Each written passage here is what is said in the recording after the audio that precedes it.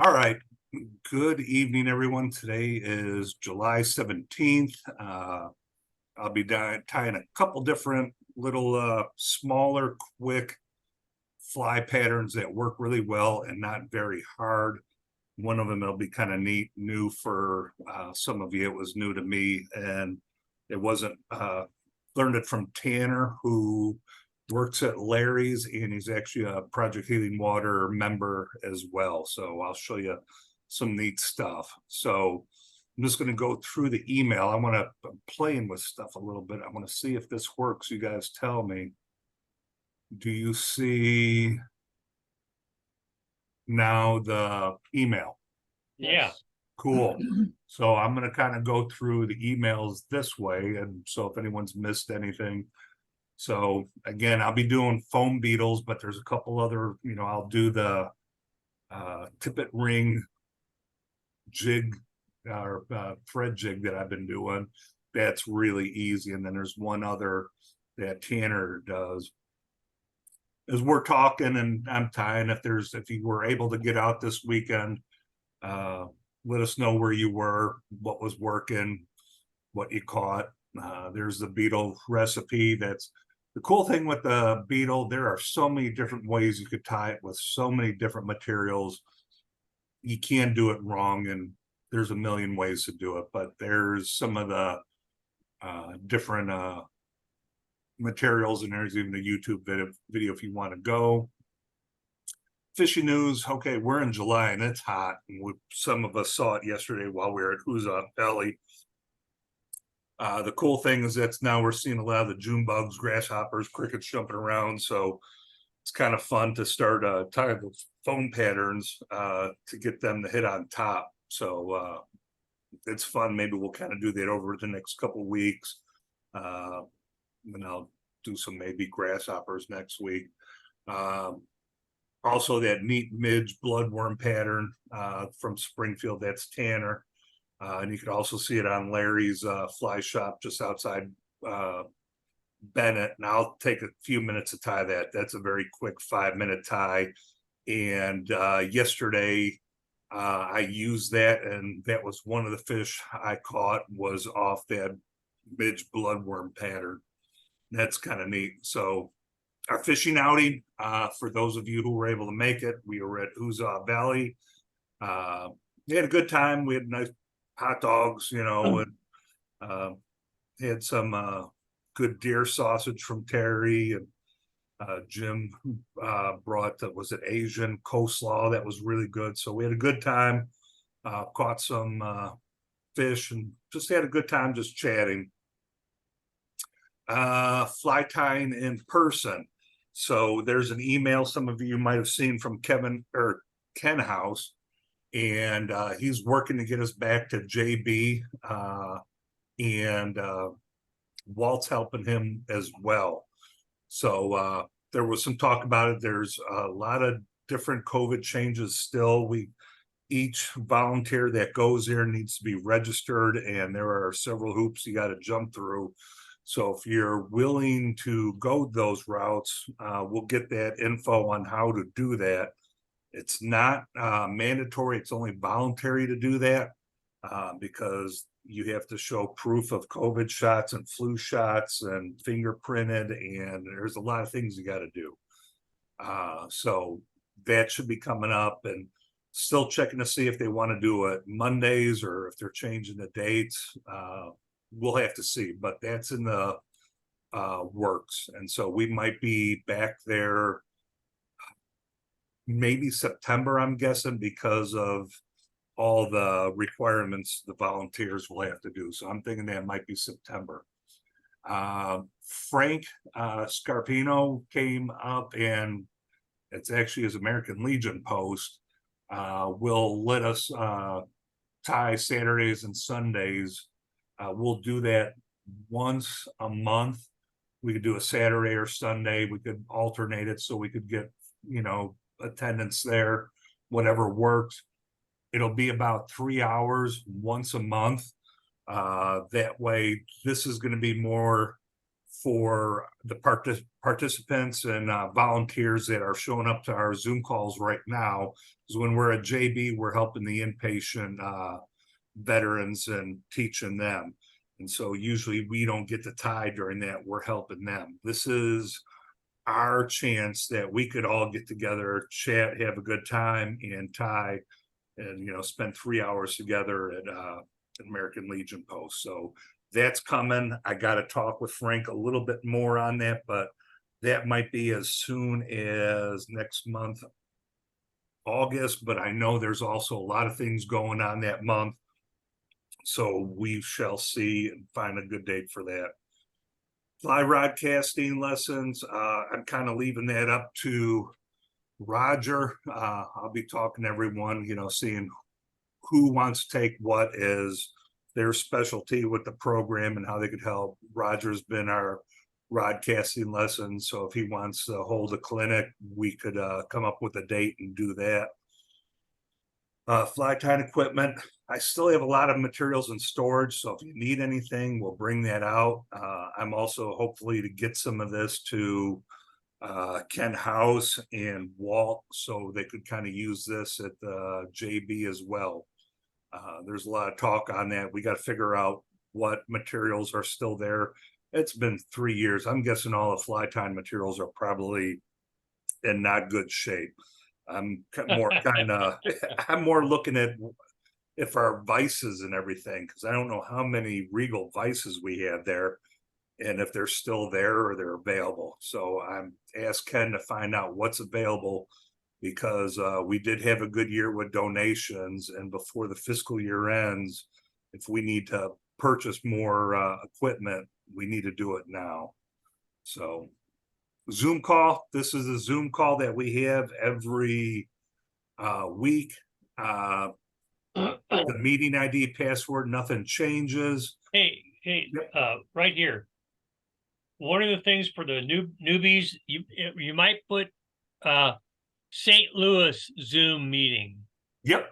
To differentiate between Johns. Yep. Because at the end we have so I'll do the same thing. I'll put private heating water, St. Louis, right here. So we'll do that. Good call. Thank you.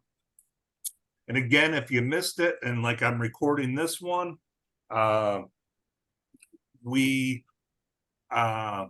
put it on YouTube, and you could actually get to the channel right there. It's Fly Fishing with Mick, and you can see all. And I've started uploading more. I've kind of laxed on that. I'm now trying to get caught up on everything, and I will get all those uploaded by tonight.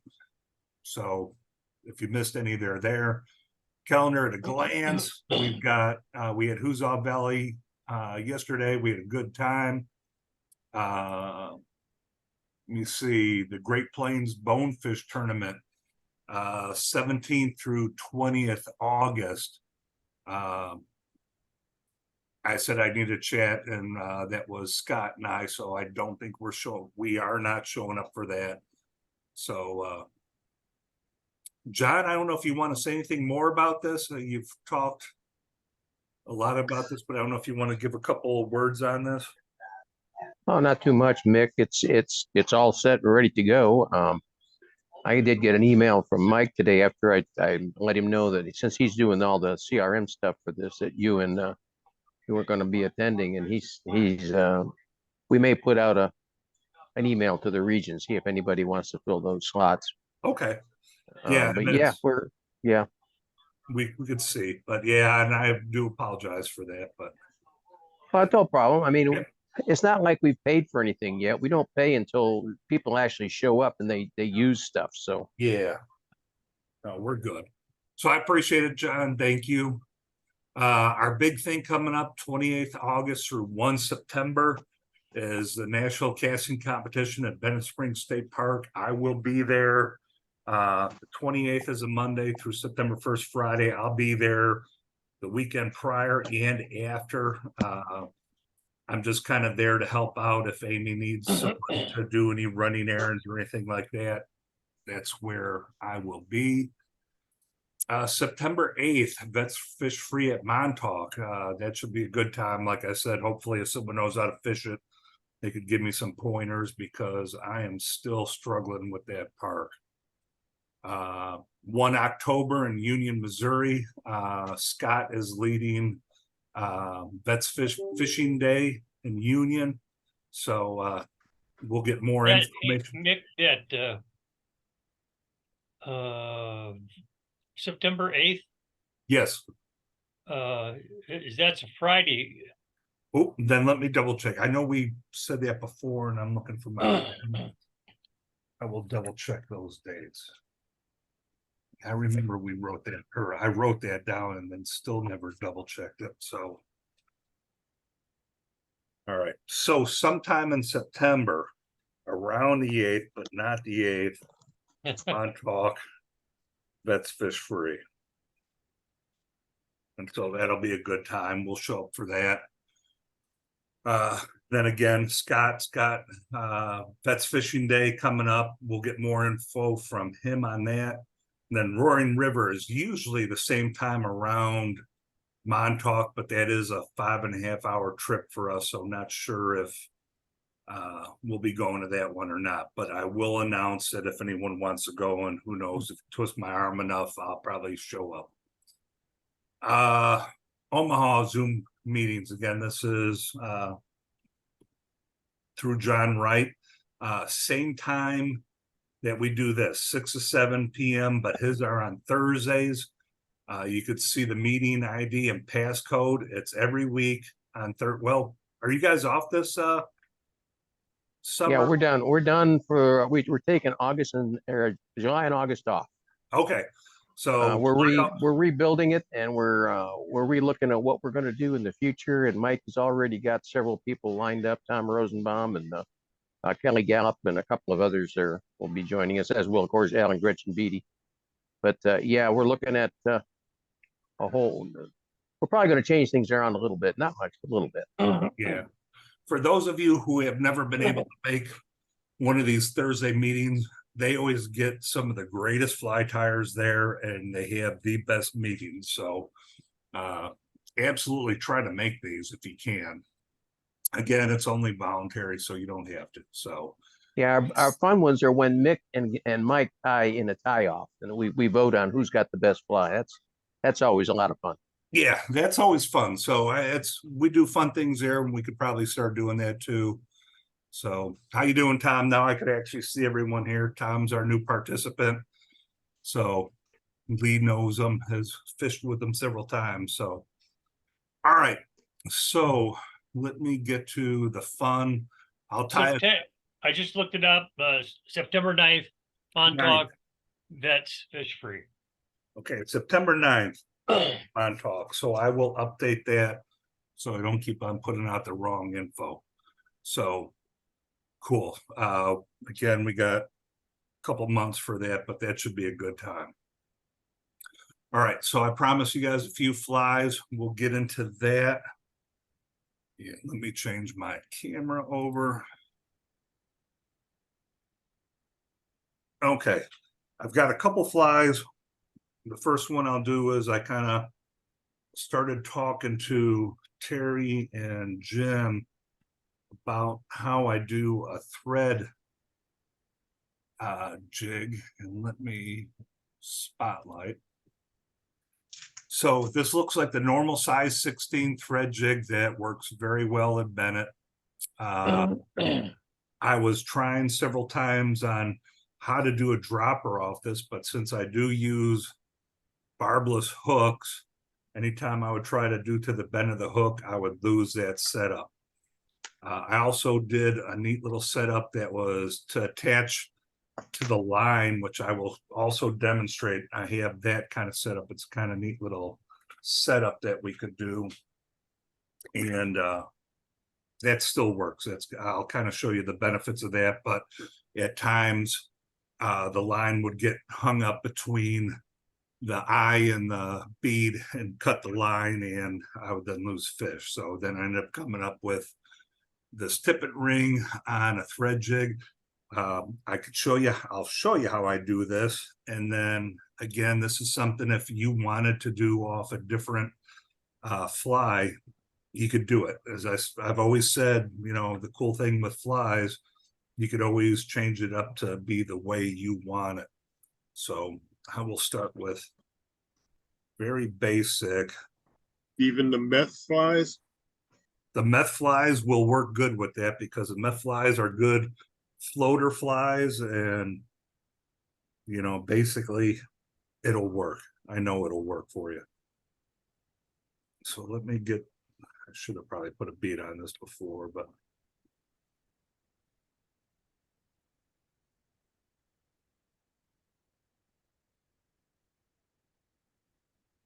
here we are.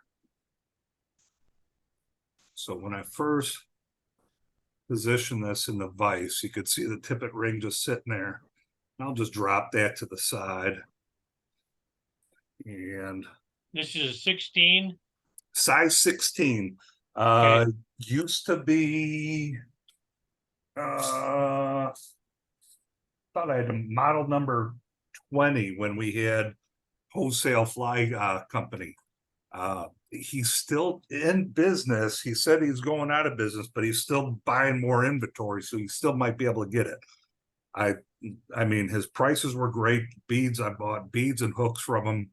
And that was my sole person. So I knew when he was getting out of business, I did like a massive last purchase and spent like $500 to buy all the hooks I hopefully will use for a lifetime. So, but any kind of, I think this is a 60 degree, but 90 is probably better, but he didn't have 90. So I was stuck with buying these. So was 60s. going out of business a marketing ploy? I'm wondering because it's good because he got $500 from me on hooks alone. Yeah. And now he's still in business. So again, you could do a taper. I always like for thread jigs thin for the win. I'd only go a little bit more on the body, but now I want to kind of show you, you know, I'll turn it upside down to keep that up. And now I'm going to be doing, oops, get some tension on that. I'm going to do figure eights. And the initial one is kind of hard, but then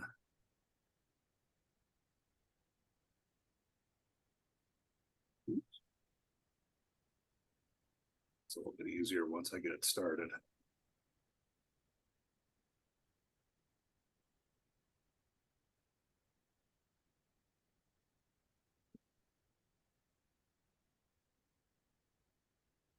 Flip that back up a little bit. So that tippet is for a drop? For a drop, and I will show you how I do that because I use this. Now the trout at Bennett absolutely love this thread jig. Yeah, I But remember. I also know they love one other thing I will show you real quick. My size 20 scud, but this is very tiny, and this is what I drop behind it. Let me get this out, and I could put that hopefully through there. So there is the little scud that, I mean, compared to that, it's size 16 to a size 20 scud. And I will then tie to this scud. I will actually tie it now. There's no way I could do this on a stream. I'll do 7X tippet or 2-pound test to this and then leave about a 2-foot strip of that 7X tippet. Once I'm on the stream and I want to add to it, I could then take that off like I put it on a foam roll, kind of similar to, let me change views real quick. So Nick, is that a zebra midge? Is that zebra what you midge? tie? Yeah, Zebra okay. midge, and hopefully you could see that. It's kind of bright, but you could see this foam, and there's a couple I have in there. It's from Hargroves, where there's a couple of the midges there, and you could see I've got some of the line hanging off it. And I'll tie a bunch of these on, and then all I gotta do is take it off and then tie it to, let me change cameras back, to that tippet ring. And as you look at that midge, there is no bead head to it. So This is actually, if you see me fishing at Bennett, more than likely, this is my pattern, except how you see it here, but I'll have the white thread jig, and then about 16 inches behind it, I have an unweighted size 18 or 20 Zebra midge. And basically the trout do love that white thread jig, and they will hit that. But if it's as an attractor pattern, they'll come up, maybe not see it, but they're going to see that scud, and then they usually nail that. So at this point, all I'm going to do is just kind of taper off the body, lock in that bead head.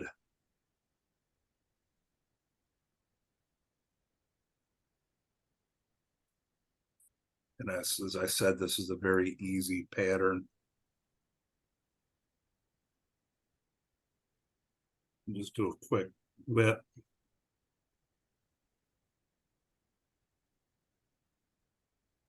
And then to lock this in, I always use the Sally Hansen's.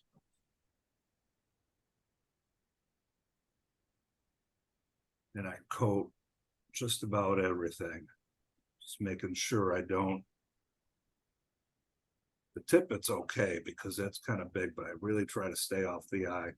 But that give it a little bit of durability. And that is one of my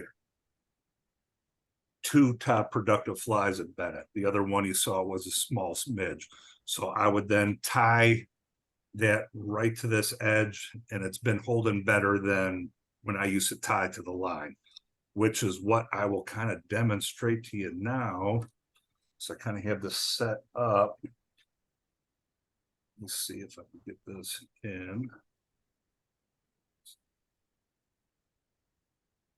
Okay, I'm going to slide all this over just so you kind of see. So this is a much larger hook, but pretend that that is my thread jig there, and I'm going to take a little bit of 4-pound test. Hopefully you guys could see this. Yeah, you can kind of see it. What I will do then is put a Davy knot under this. I'm just going to tie a quick Davy knot. If you guys want me to show you, I could demonstrate that on the amnesia line. But for the main point, I'm just doing. So hopefully you can still see that tag.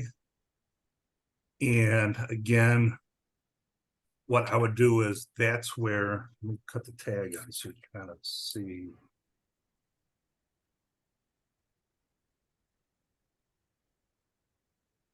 Okay, so here's what would be tied to my midge. And I'm saying this is my thread jig. Now, the cool thing with doing it this way is, say that my attractor pattern just isn't doing the job and I want to change it. All I'd have to do is pull this knot off to the side. I could then cut this off, put a new attractor pattern to it, and then just slide the midge back on.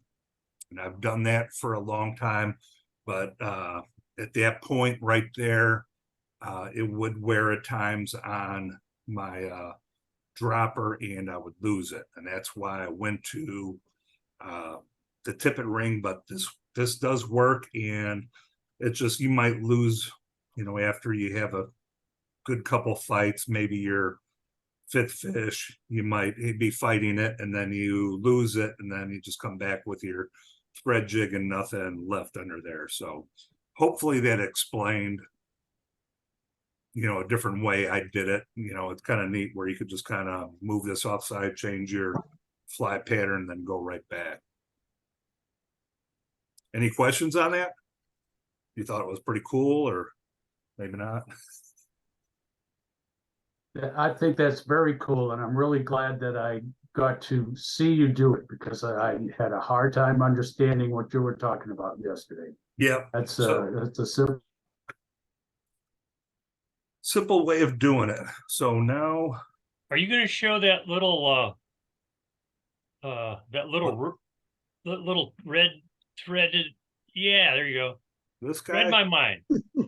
so, okay, this is a cool thing. Yeah, because this was, I caught one of my fish on this yesterday. So Tom probably has seen this already from Tanner from Larry's. So he showed me this. I thought this was really neat. I'm gonna zoom out a little bit. So you And can what's kind it of- called? I don't know if he had a name for it. I don't know if He just called it the amnesia fly. amnesia fly, because amnesia, is the, oh, it's, can you guys read that, or is that backwards? No, it's good. Okay, cool. Because I'm looking at it and it looks like it's backwards. So I like using the 20 pound. There's 15 and 12. I use 12 for my leader. But the 20 I thought made a better body than the 15. So I'm going to take a nice little strip of this off and cut it. Zoom out a little bit more. Push the vise out for a little bit. Hopefully you can see my hands. Perfect. So I just have a strip of this amnesia line. It's 20-pound test in red. And to make the body for it is you're just gonna make, oops, I didn't have that other side. Just start making loops. I think in his video he said he did 5 or 6, but I thought around 8 made a better body.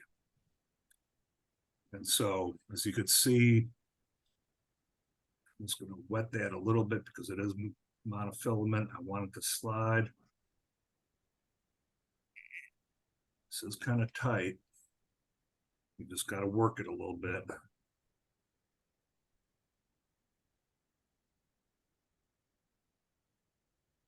But there you can see the knot, hopefully.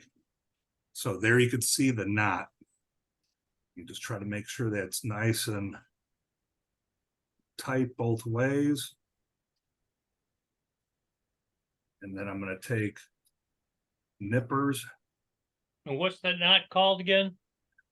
just a granny knot, I guess, because all I did was, went over and over again.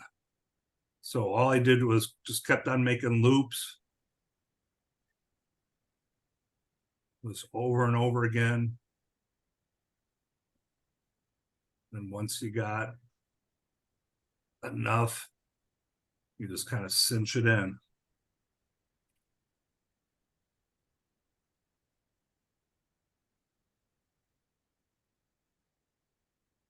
You just got to work it to make it get that little body to it. I think this was more 10 turns I did right there. So it's got this nice little body there. Now that I did that, I could zoom in a little bit more, hopefully. Okay. So now I will just cut that off. So now I'm looking at a little piece like that. Now I'm going to cut the tweezers out.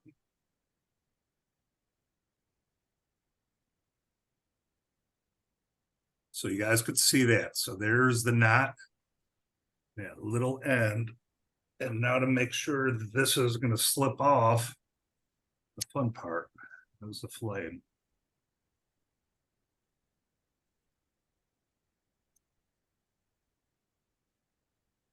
Stop for a sec. And there's my little tie-in point. I'm going to come back to my vise. Put in a hook.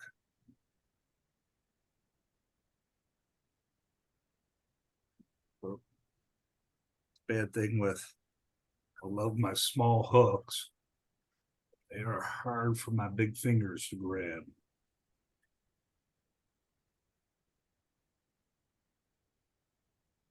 All right. Grab some very thin thread.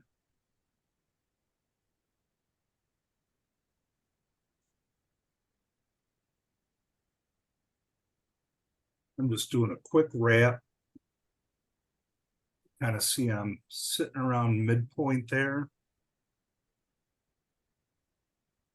Now I'm going to take, so you can see my finger. I'm using that to tie in. Oops, losing it a little bit.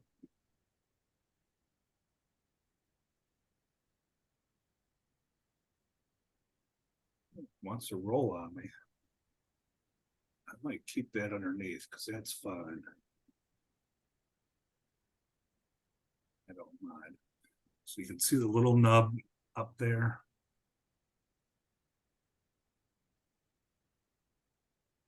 Now what I will do is I will get just a little bit of very fine dubbing. Since this is a very tiny fly.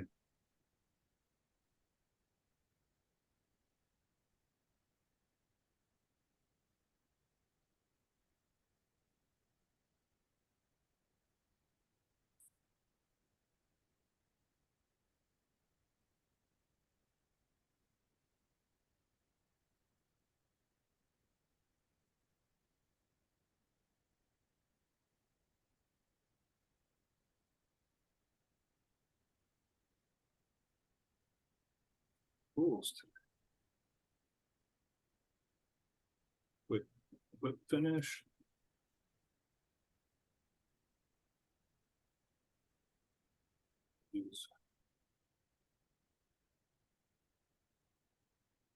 Have you tied it before you put the dubbing on and put any UV glue?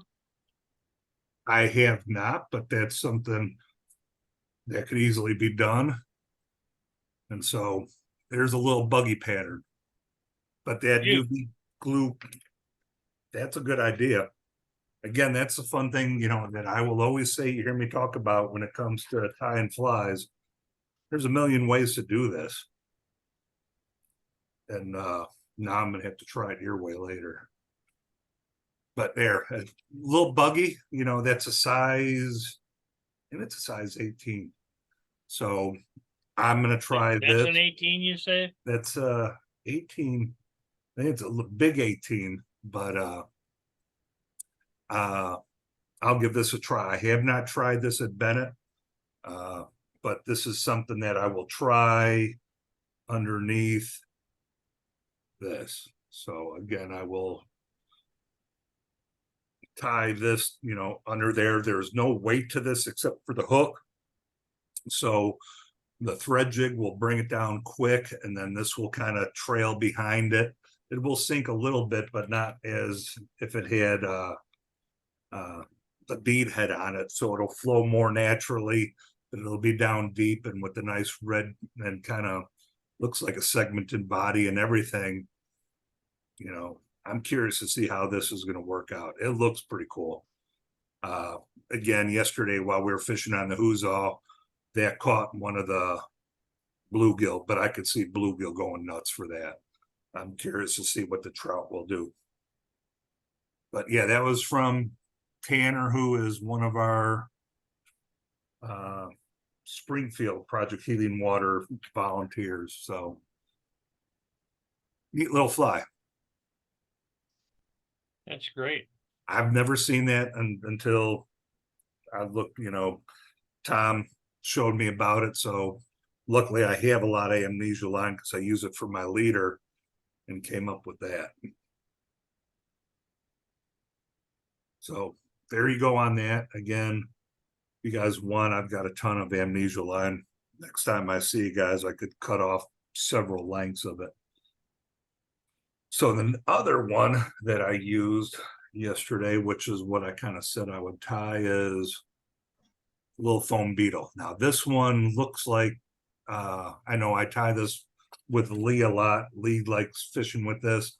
This one's much smaller. This is again on a size, I think 16, and I usually use 12 or maybe 14. I'll go down, but so this was even a step because I knew we were going to be going for smaller fish, and I used this as an indicator with that little red fly hanging off it. So that's what I was using yesterday. So this was a hopper dropper, and hopper, and then my dropper, and worked pretty good while we were out there. So I like the beetle patterns, especially now that we're getting in July, August, September, and even October, when the beetles are out and dropping into the water, and bluegill, bass, trout are all hitting them pretty well. So it's a fun, easy pattern, and I'll kind of show you some of the things I do that might be a little bit different from others.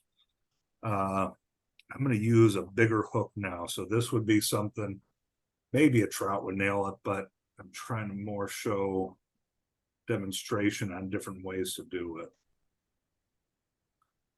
What I like is using scud hooks.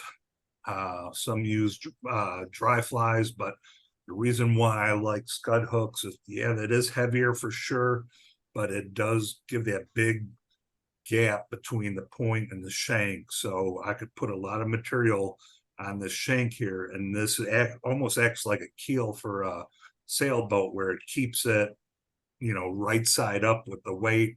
So it flips it over and it works pretty well. The first thing I'm going to go after this is, I'm going to change up my screen. Bear with me, is the foam. So different foams. I actually use it as a backdrop. You can kind of see green and yellow here. I've used this purple and pink together. Basically, I started using this pattern because I was using the new Oros indicator, and they've got like a pink and orange, and the trout were nailing my indicator. So I just made some foam beetles using that same color, and they were hitting those. This time I got a hook on it, so not like the Oros. One of my favorite colors that I like is the pattern is black and orange. And I have a lot of those tied up, and that's what I will use today. You could get this 2mm foam. The one that I like going to is going to Walmart. You could find them in these small squares, and they got this peel and stick double-sided tape. And that way you could change your whatever color you want to go to. So let me see if I could get this to work. I will peel the, or try to peel the back once.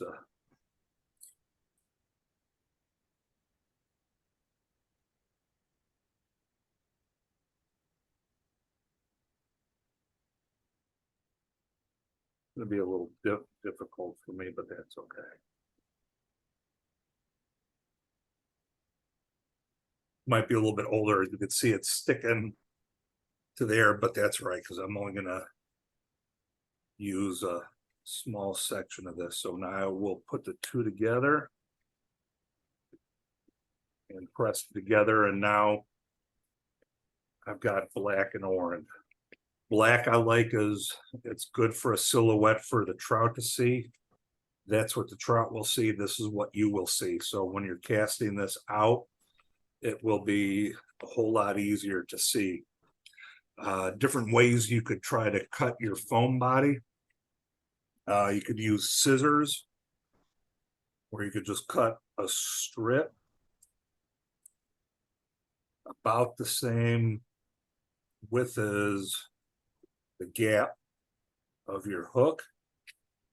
So I will actually use this piece on this one, but also if you want to change to a different camera angle, this one, yes, you could use these foam beetle cutters, and you got to be real careful with these. They are razor sharp there, and they give you this little cutter here that you could put it on. Do be careful with these. And you could just kind Yeah, I of, got one of those. and it will cut right through. And if you do it off the edge, if you try to save space and you cut to the edge, sometimes these will stick in this cutter. And if they're stuck in this cutter, do not use your finger.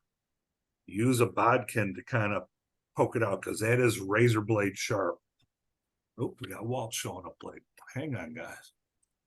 So you could actually cut yourself. Be very careful with these, but they make neat little cutouts that look like that, where you can kind of see it's. I got orange and black. I'll demonstrate both ways with that. So it makes for a neat little foam body, and it works pretty well. All right, so let me go back to other view. Okay, so earlier I cut out this piece, and I'm kind of looking about that gap width is what I want on that. So I will take this. Oh, I don't want that thread. The cool thing with this too is if you want, because you are looking for some color, you could easily play around with this. I'm actually gonna use a different color than what you would normally use. So I'm gonna use this kind of red. And I say I'm gonna put down the base. Usually you say you go to the bend of the hook. That is as far as I'm gonna go with this scud hook. Now you want to make sure you're doing this right, where right now it's showing orange down, but when I fold it over, it'll be orange on top. So I want to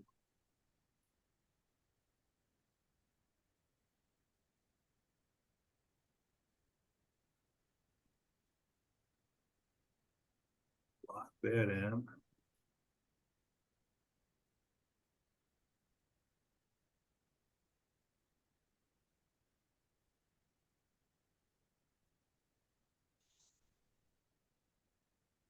I always leave at least, do not crowd the hook eye on this. Leave at least one hook lock high ahead, because when you fold this over, it's going to start getting crowded a little bit, but you want to give yourself some room. Next part of this is how you want it to look buggy, and that's up to you. There you can use peacock curl. You could use flash. Let me change cameras. This one I want? No. This one. So you could use peacock curl. This is ostrich curl. Peacock curl. You could even use different threads and chenille. I think I'm going to try chenille on this one, because this is a little bit bigger, and the chenille will look nice on this one. And again, it's got some nice color to it that will make it nice and buggy.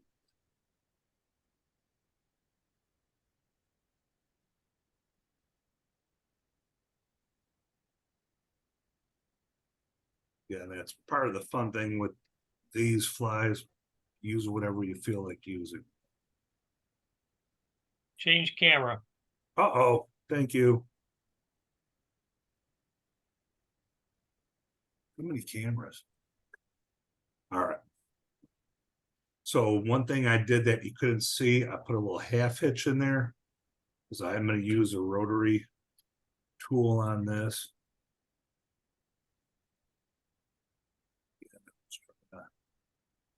This look nice and buggy.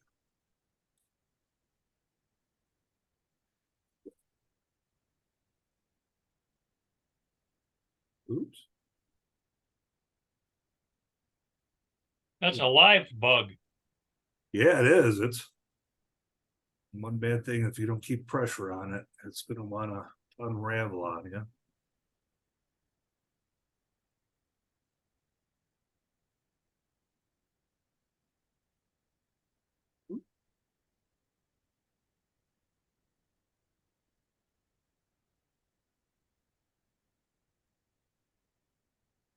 Bite me a little bit, but that's okay. I don't want this to be easy.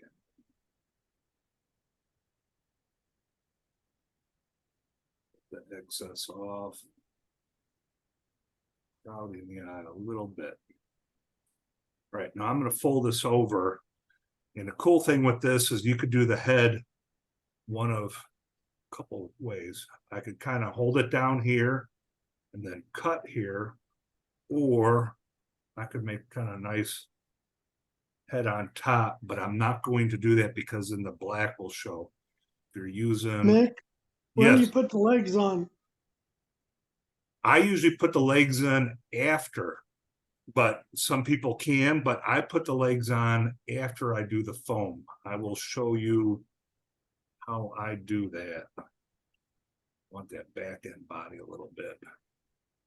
So I kind of tie them to the side of the foam.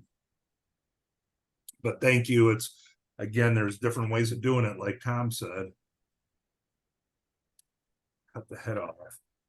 Now here's the body. You can still see the eye. That's good. Now for the legs is the way I do it.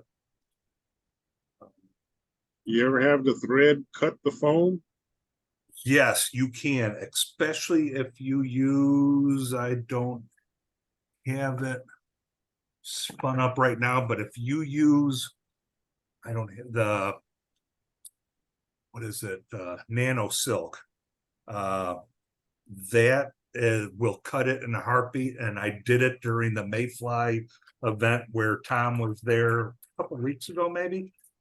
And if you pull too hard with the nano silk, you will cut right through it. Oh, here it is. If you use, I love this. You can see I'm sticking there, Semperfly nano silk. And this is like 12/aught, but you could spin deer hair with this. But if you try to, you can use it on this, but you got to be very careful that if you pull too hard, you will cut right through that bone. So be careful what you're doing. This is thicker thread, so it doesn't cut too much, so I can kind of give it a little bit pull on it, but I don't want to go crazy with it. So now, as Tom was saying, legs, there's, zoom out just a little bit. This is going to be kind of tough green on green, but there's two different crazy legs. You can see the thicker green I have here, but I like this micro thin barred legs. They're a little bit thinner, and with them being a little bit thinner, that you get more movement out of it, I think. So I'm just gonna cut a section off that, and I will show you how I do my legs. I will take this, hold it off the top. So I'm kind of, the good thing is I'm looking between that orange and black, and pinch that and just lightly put two together. So you can see where, if I wanted, I could kind of adjust it a little bit to where I want it. And I want it right between those two. Just do it very thin. I don't want to pull too much. Now I'm going to create a loop through the front, giving myself enough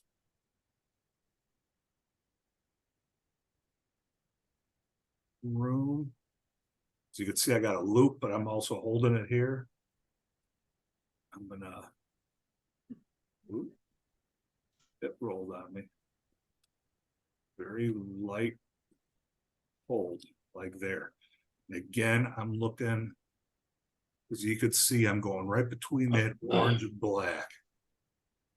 Got it where I want. Just tie that off right there. This one section is a little bit big, so I'm gonna cut that leg off there. I'm gonna keep these legs here so I could do my whip finish in there, I do it right here. And to make sure Would that you Sally Hansen them legs? that's what I'm doing. I was getting there right there. You were Okay. already thinking about it. What I like to do now is that's I my might actually know what I'm doing now. yeah. And I just coat that thread right in there.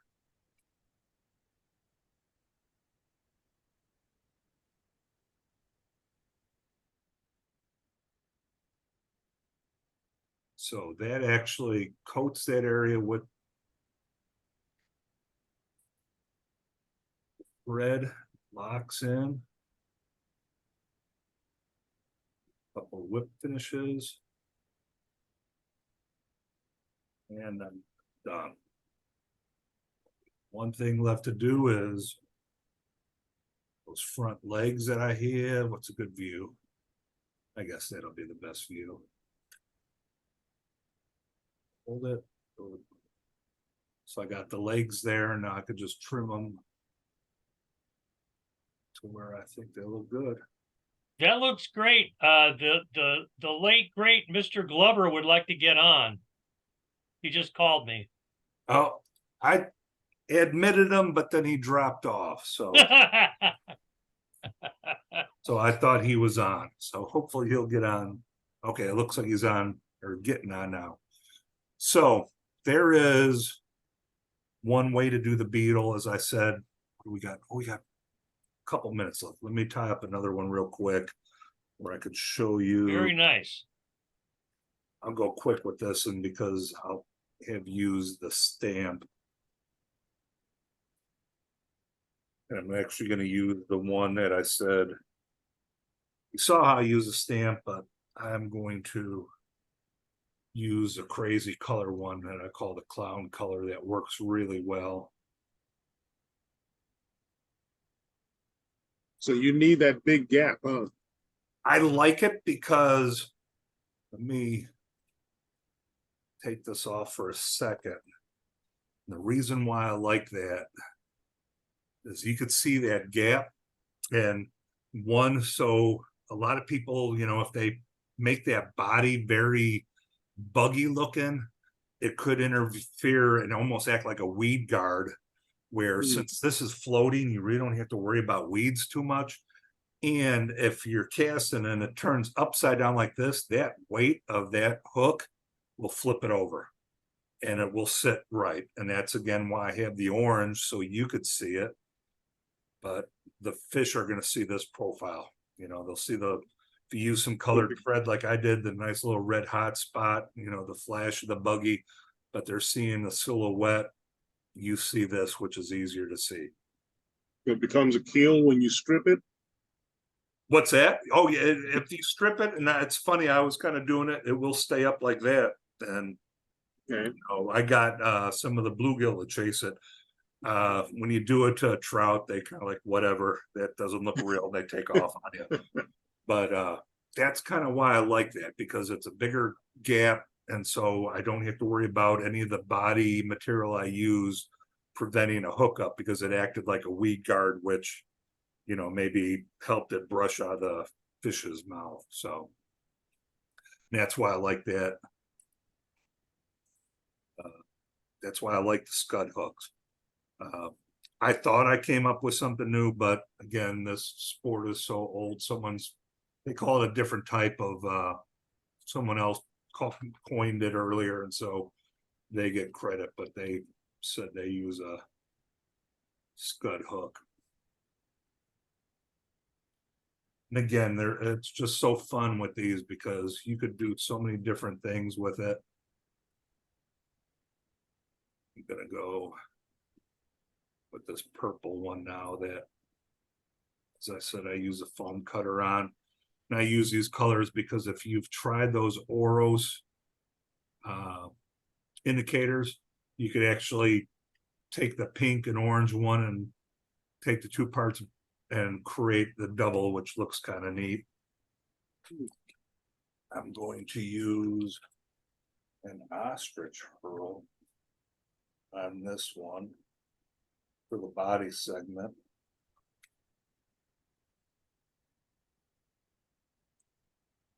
trying to do this. I know I'm running out of time. You guys had a good time at that last year. Hold on, I just got it now if you're not this year.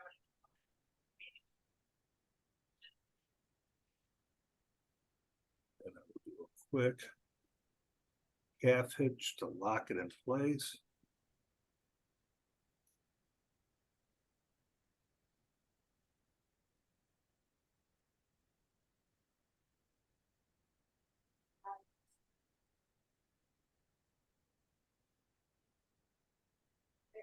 It's like a cool little fun.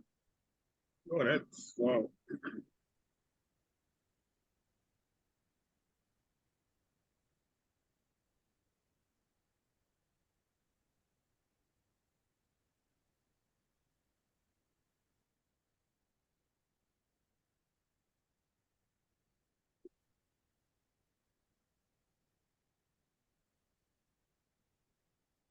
So again, experiment with the different type of materials that are out there, because that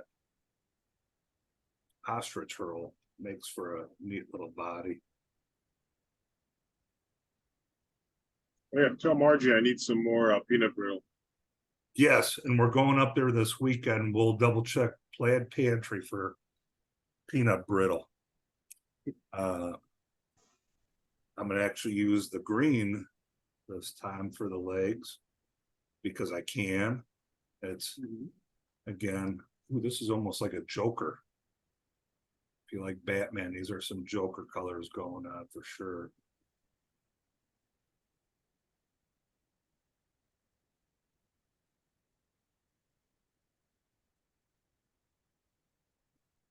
Mick, what size hook are you using and what? Right now, this one is a size 14, so kind of on the smaller size.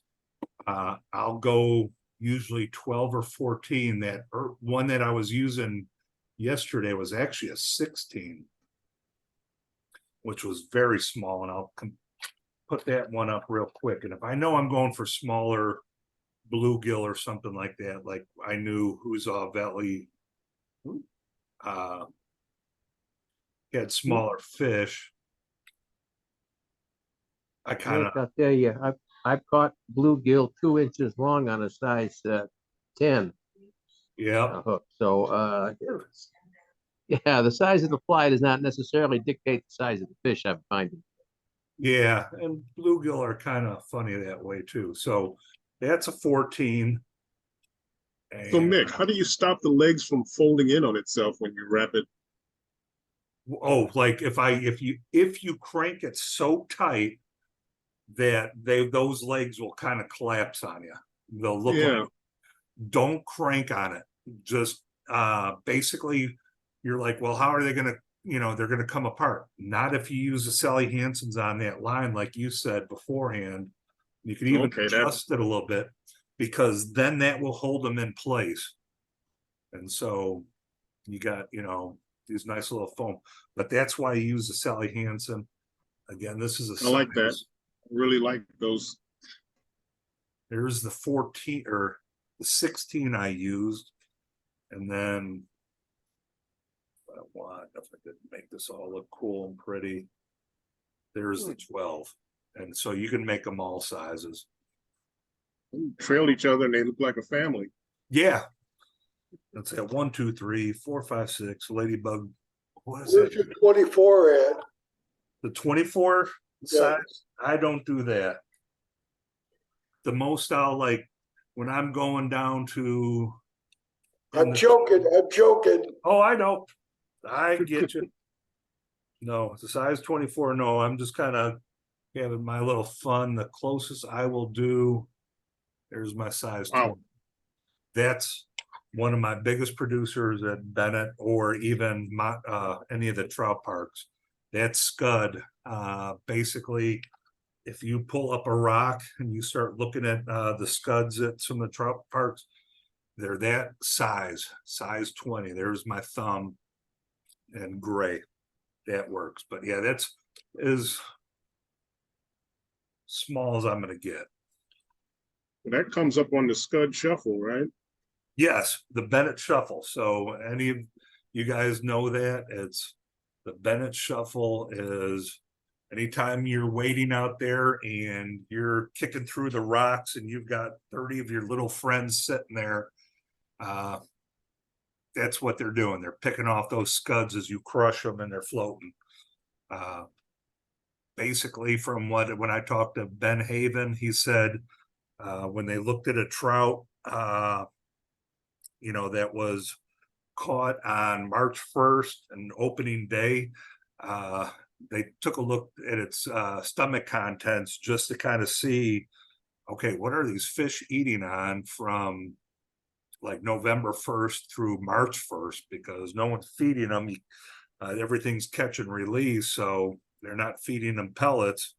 And when they opened up, it was 80% scuds, he said. So at that point, if you're going to try to match the hatch and figure out what they're eating scuds. So again, match a hatch, match what they're eating, and it's very tiny scud patterns work. And even though you're like, no way they're going to see it, somehow they still pick them up. So, Hey, Mick, yes. I went to the Veterans Home. Yeah, Oh, the discussion on the veterans home. Yes, if you guys want to know what's going on real quick. Yeah, we talked about it already, but if you want to add more to it, please do. Well, I'd like to find out what you said. It's in the email that I sent. Ken sent an email and then I sent an email back, and That was basically, to that was for Jefferson Barracks, VA. I'm talking about the old soldiers home. on oh, Grand- okay, that I didn't see any emails on that from you or did anything, not. so but, go ahead, talk about it. Real quick, I made arrangements for the rest of the year. And in August is on the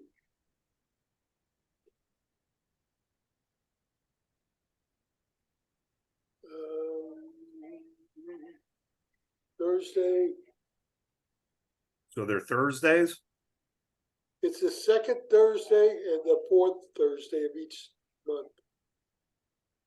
Okay, so second and fourth Thursdays of the month, starting August, But wait a minute, I'm looking at the wrong. which would be the 10th and 24th. I was looking at the wrong year.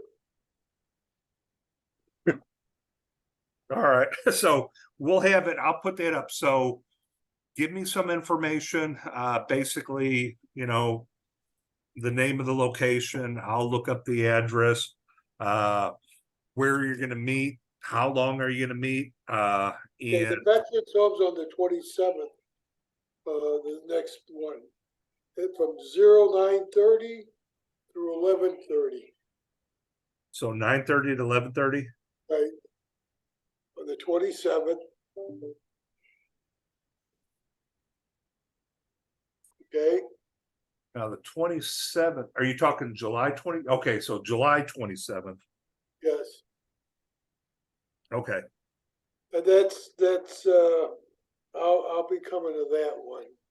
But on Yeah. August, August is the 10th and the 24th. First, And they're all 9:30 to 11:30. cool. They basically, it's more moral support than anything else. They've cut their population down to about, what was it, their population was cut down drastically.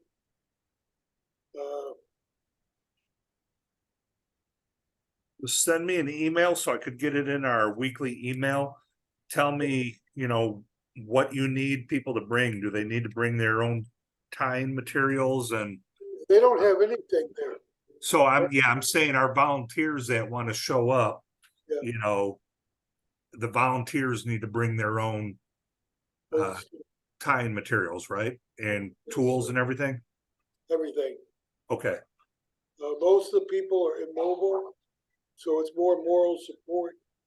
They do have a fishing trip, and she'll let us know when they do the fishing trips, a month out. Yep, just get the info from me and then I will do put that in our weekly email. Everything seems like it's gonna work out fine. I think it will. Now, Now, are we gonna be able to take credit for? absolutely. Yeah, and that's where I need the info so I could go on that CRM and then put invites out to everyone. But that's where I need the info, what they need to bring, where they're gonna meet. Think of all the questions that someone's gonna say, what do you need? And I'll get that in the CRM. And then I will report back to you on how many RSVPs you have. And I'll just get all that info for you. Okay, well, it's gonna be a little different from before, because most of the people are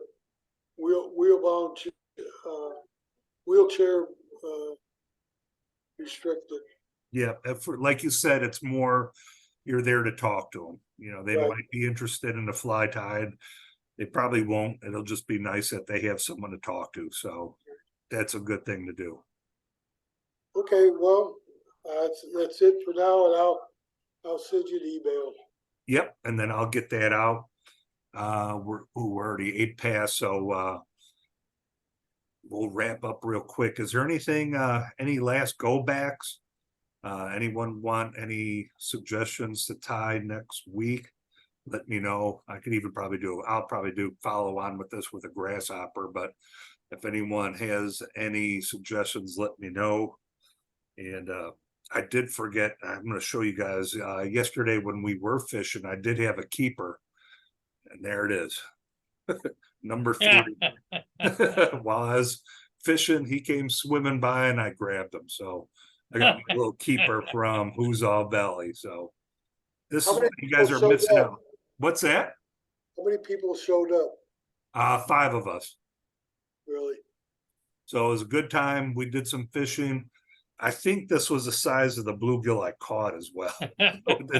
This is an actual representation of what I caught yesterday, but it was a good time. It was more, we were just chatting. I think, I know Jim and Eddie fished and actually went down Dry Creek for a while. And Jim said he caught a gar, which would be a fun fight. I know Terry caught a couple of those last time we were out there. So it was a good time. We just kind of sat, talked. Jim and I had a cigar. So it was a good time. It was more social than fishing, but that's what fishing is social. So I see, again, we got Tom and Kathy on. Nice to see you guys. So welcome aboard. They are our new participant and volunteer. So you'll see them at Bennett a lot while we're out there. So I think Kathy just caught and released a 6-pound rainbow out there as well. So she Wow. knows what she's doing. So Why don't you pin them so we could see them? Pardon me? we're gonna spotlight you so you could say hi to everyone. Oh. There you go. Hey. So I met Lee. Tom. There's Hey, it's my Lee Facebook has friend. fished with them. Tom and Kathy, we all met through a Mayfly project, and now they're my neighbors in Lebanon as well. So we fish with them a lot, and they have a vast amount of knowledge, especially about Bennett and everything. So if you're out there, you're going to see them, especially during Veterans Fish Free. They were out there. Kathy was cooking us hot dogs and everything. So they're going to be a distant part of us, but we're happy to have them in our program. So Now, they're You from, look pretty close right now. yeah. you're from It's amazing, Kansas City, it's right? amazing what Zoom will do. Yep. Yeah, maybe I should move down there. Yeah. You just, when next time we find one of the mobile homes open up, we're going to give you a call and tell you to buy it. So Okay. Watch out, because it's only going to be a couple weeks. yeah. Yeah, those, they go quick, so. Yeah, I bet, yeah, with the fishing, yeah. All right, any last go backs before I cut you guys loose? No, have a good week, everybody. All right, have a good week. If you have any cool fishing stories, let me know. Then I'll add them to the email. Any things you want me to add that's coming up, let me know. And we'll see you soon. Mick, All right. thanks so much. Everything was great this weekend. Yep, glad you enjoyed it, and we'll do it again soon. The big thing coming up now is we will try to get something maybe in August before we go down for the national casting competition at Bennett. Maybe we'll do a bush wildlife or something, but it's getting kind of hot, so we'll figure it out. There's another place called Scotts Ford on the Merrimack below Merrimack Springs. Nice place, kind of similar to what we had at Huza Valley. Okay. And it might be a good place, just a little bit different pool situation. Merrimack has more water, of course, and stuff. So That, or let me know on that, or if you want to do Lane Spring, because the spring will be a little bit cooler, and with the August heat, that wet wading Lane Spring would be kind of nice too. true. So, yeah. again, let us know. Everyone likes Lane Spring because that's when we get to go for the McLeod trout. So let me know what do you feel like doing, and we'll go out and have a good time. So Okay, great. all right, so everyone take care, and I will get this uploaded to YouTube for those who couldn't make it, and I'll see you next week. Adios. All right, take All right. care, everyone. Thanks See for ya. having me. Thank you, Tom. Take care, Tom.